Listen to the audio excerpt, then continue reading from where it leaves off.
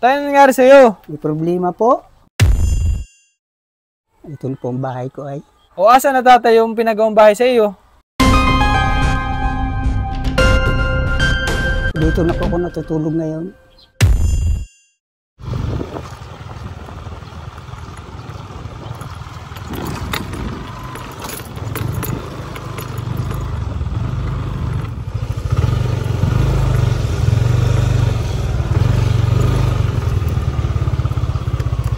Walang tawa to.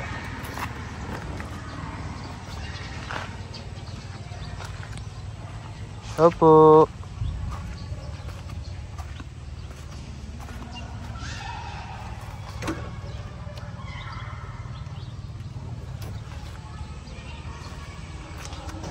Ay.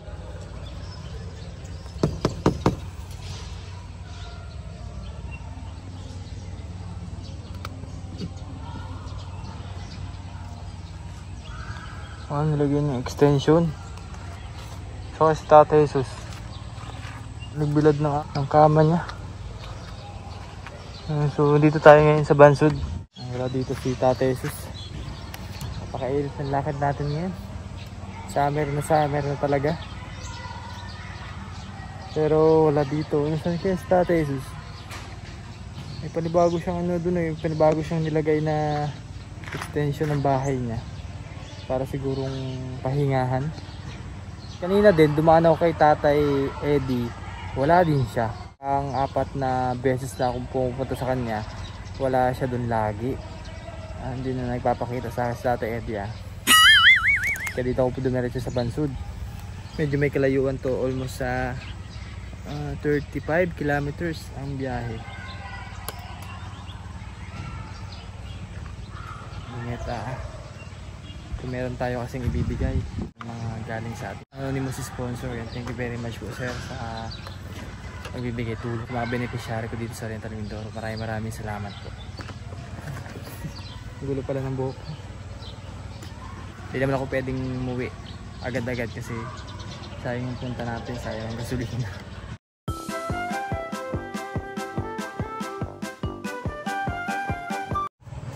Galing tay. Nag-meeting. Ha? Nag-meeting. Ay, mabuti na lahat. Nagantay ako sa idini. Eh sabi ko hindi naman pwedeng umuwi at gawa ng malayo ang biyahe. Ano? Ay saan ka nag-meeting? Diyan sa Baryon. Ay tapos na. Ano po yung senior? Senior. Ayan, balita. Kamusta ka naman? Mabuti naman. Ikaw daw ay may dumating na anak. Tinatid mo daw. Kanina umalis ko nang may trabaho sa San Jose, Batangas. Kaya sabi ko, antayin ko na lang. Sabi, naghatid daw ikaw ay. Hindi, sila na naglakad. Anong kuhan? Dumating yung kabarkada ko na babae. May meeting ba din tayo? Sabi ko, saan? Ay, ako hindi man ikaw naghatid. Hindi. Silang dalawa na. Ako saan ipawit na kanina at sabi ko, oras kayo marating sa tate, baka may pumunta na naman dun sa kabila. Sabi, baka mamaya hapon na marating. Pero nakita ko nga yung yung mga sinampay dyan sa sa bubong. Hindi ka naman pwedeng umalis ng malayo, no? Ay, oo. At baka biglang umulan. Saka sir, kaya nilagyan ko ng ganyan trapal yung kuno talaga paggabi. Ang daming kuno, daga. Alin po? Yung pinatulang ko ng trapal, yung bubong. Ay, sa daming daga pag tumakbo paggabi, parang ko mga kalabaw eh.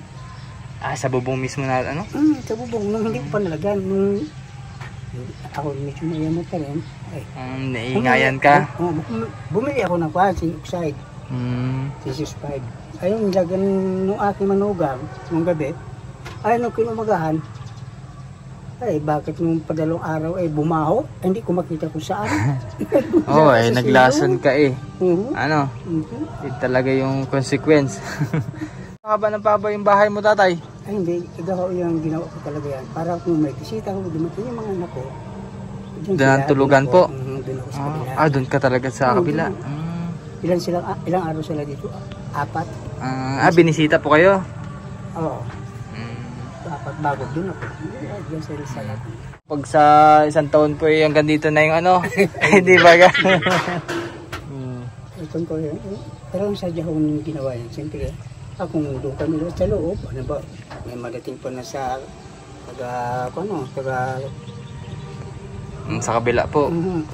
May tutulugan, may tutuluyan. Oo. Ako na lang mismo nagkuhan eh. Kaya nga Yan, po ay. medyo hindi lang ako Akala ko masabi. naman ni ano po, mga tambahin mo lang. Pag ano. Ngayon, at wala na sila, ay malipot ako doon. Saka isa pa, kahit na kung halimbawa hindi ako makatulog dyan, dito ako makatulog sa kabila, ay kantaduhan ko maigi yung aking.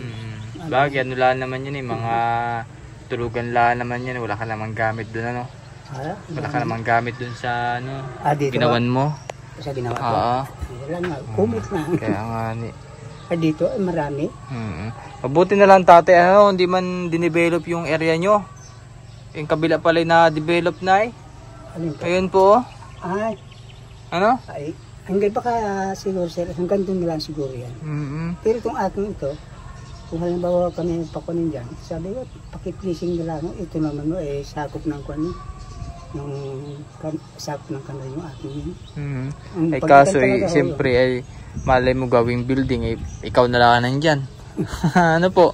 Ayaw lang naman sir, sa amin ay. Kaya nga, mabuti hindi man nasakop yun sa development, no? Ay talagang layas po kayo dyan. Eh saan kayo matira niyan? Ayun bahala ko si Miro kung saan ka. Pero kung dun sa hulo ako Okay lang. Ay, ayaw ko dun. Sabi ko, Miro, ayaw ko dun. Ay, matanda na ako. Ay, paano kung ako magkasakit? Ay, layo-layo yun. Bago ako madating din sa patay na ako. Hindi mo naman pwedeng buhatin yung bahay mo at dyan na talaga nakasimento. Ano? Dali naman ko sa ating si Miro. Lalo kung makita nila na ganit ng kalagayan ko. Hani po, mabutit may mabait tayong mayor dito sa Bansod. Ay ngayon ko lang napansin na yan, ang lalaki ng pundasyon po nilagay doon. Ay, ikaw mo yan. Ano po gagawin dyan? Gym? Gym. Gagawin gym? Oo, gawin gym. Pero may kanyan yung ibig sabihin parang bagong water pool. Swimming pool, may ganon. Tingnan mo pa, ang laki niya ng ganun. Kaya nga po eh. Ang laki pang haligi. Kunting sukat na lang ay sakop na sana yung ano mo, tahanan mo. Okay. Pero hindi siguro. Hindi naman ano. So, siguro papalisin yung matagal pa ano. Naku, kung palisin na baka yan masira ang aming kubo. Kaya nga po, mga ilang taon pa. Okay, kamusta naman tatay? Kumain ka na? Hindi pa nga ako. Wala ka pa yung pagkain? May kanina akong sinain kanina. Ngayon, dumating itong aking kuhan. Masama kapag makakiniting. Makakinig tayo. Sabi ko, sige. Medyo ko na rin yung kanin ko. Painin na. Ay, yung aking kanina yun, abutin ko na ng maghapon. Ulam, wala pang ulam. Ay, yung kuhan. Yung langka na na ang tawag doon, may asukal, may langkang may asukal? Oo, yung humba. Humba. Masarap yun. No? Sarap man din ho. Ang daming kain ko kanina umaga nung dito yung mga anak ko. Sila ang nagluto. Nabutit na dinalaw ka ng mga anak ko din eh. Ngayon pa lang ba sila nakadalaw dito? Nakita yung bahay mo? Anong sabi naman sa bahay mo? Sabi niya, diba? Bahay na pala sa tatay ngayon na maganda. Ayun ako. Napapanood ka naman natay. Ay, kung nanonood, parang hindi yata ko hindi nila alam yan. Hindi nila alam. Yung iba, yung kwan, kita ko na. Ayun. Tara dun tatay. May abigay ako sa iyo. Ay, naku po, salamat. Mabuti na lang at talagang nagante ako din eh.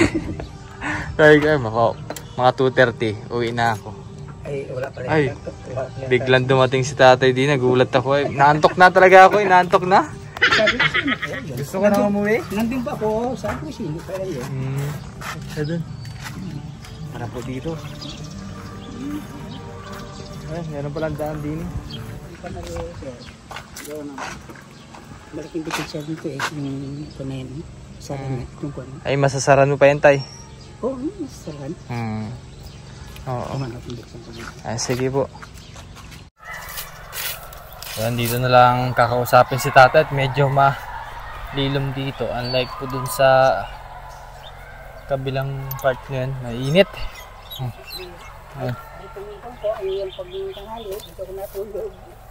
Dito ka na nakatira, tatay? Opo. Hindi, dito lang kasi siya nakatambay pag yung mainit at dito siya natutulog. Alam ko tatay kanina, ay nandito ka sa ilalim. Hindi, akala ko kasi merong higaan pa. Naghahanap-hanap kasi ako. Nasaan kayo si tatay? Hindi, mga gamit Baka ko sa loob. mamaya Hindi, nandito. gamit ko sa loob. Ang dami pa. Ayun pa. Gamit ko pa yun. Gamit mo ba yan sa loob niyan? Nandun pa yung gamit ko pa yun. Yung kahon na yun. Hindi ibagas yan. Nilagay ko doon. Ayan nga. Ito tatay para sa iyo. Ayan. Ito meron ditong gulay. So since meron ka namang ulam, pambukas mo naman, pwede mo lutuin yan Ayan. So meron dito mga milk, tapos mga tinapay, tapos noodles at mga dilata. Ayan. So toyo suka. Ayan. So maraming salamat po sa ating sponsor na si Sir Anonymous. Thank you very much po sa tulong nyo sa mga beneficiary. At may bibigay pa rin ako sa iyo. May pera ka ba dyan, tatay? Wala nga po kaching ko. Wala. Mabuti na lang. Nag-bigay sa akin. Ay mga anak ko naman tukod lang ang pamasahe nila papunta rin. Hindi ako binigyan. Saktong-sakto, no? Hindi, what I mean po saktong-sakto din talaga yung punta ko din. Kaya pala parang ayaw ko din talagang umalis. At talagang yung basta yung aura. Naramdaman ko si tatay. Walang pera.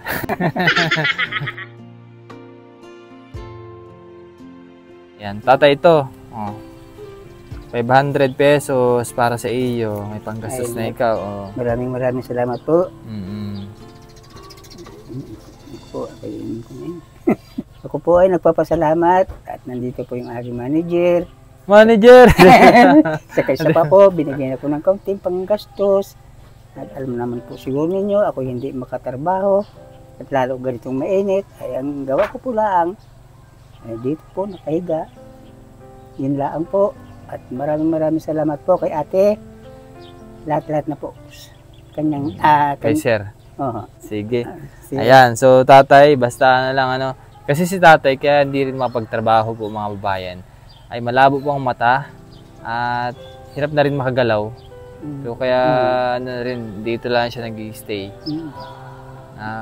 Medyo malabo na tatay yung mata mo, Wala ka na ginagamit na gamot. Bus na tagal na kasi ng time na pina-check up siya Pero kung sir ay ayos pa naman.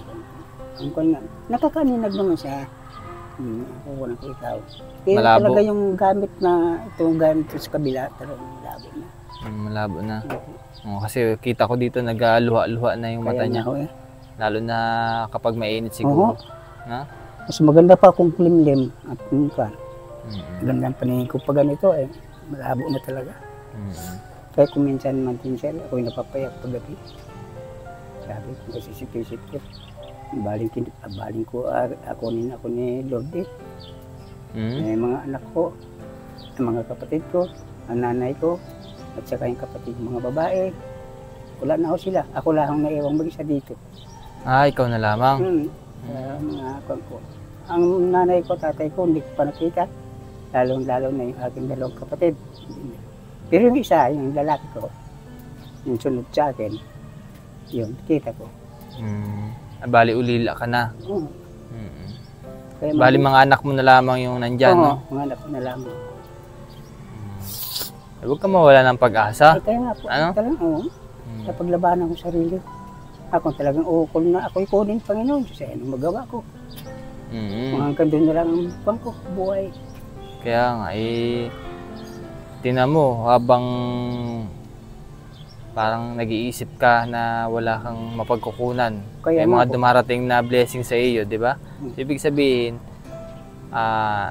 nakatingin sa iyo yung Diyos.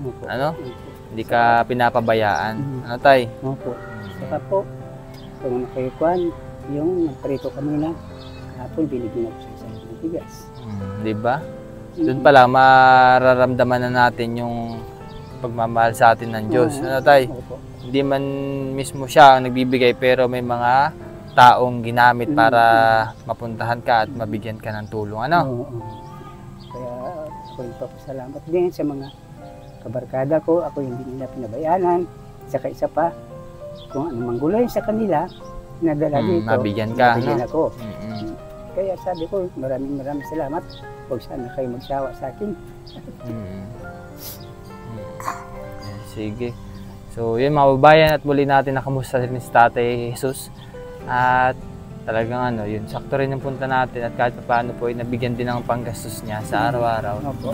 So, bukas Tatay, kung wala ka ng pang-ulam meron dito or kung gusto mo naman bumili din ng isda, malapit lang naman yung bayan dito, ano? Yan, so muli po maraming salamat po muli sa ating sponsor na nagbigay po pantulong para kay Tatay at yan sa kay Ma'am Betty sa nagpatayo ng bahay ni Tatay Jesus. Maraming salamat po, Ma'am. At sa mga nais po pala magpadala din ng tulong kay Tatay Jesus ay mag-message lang po sa Ren Vlogs, nakita niyo po sa screen, at any amount po yung malaking tulong po yun sa pangailangan ni Tatay, no? Bye-bye. Bye-bye po.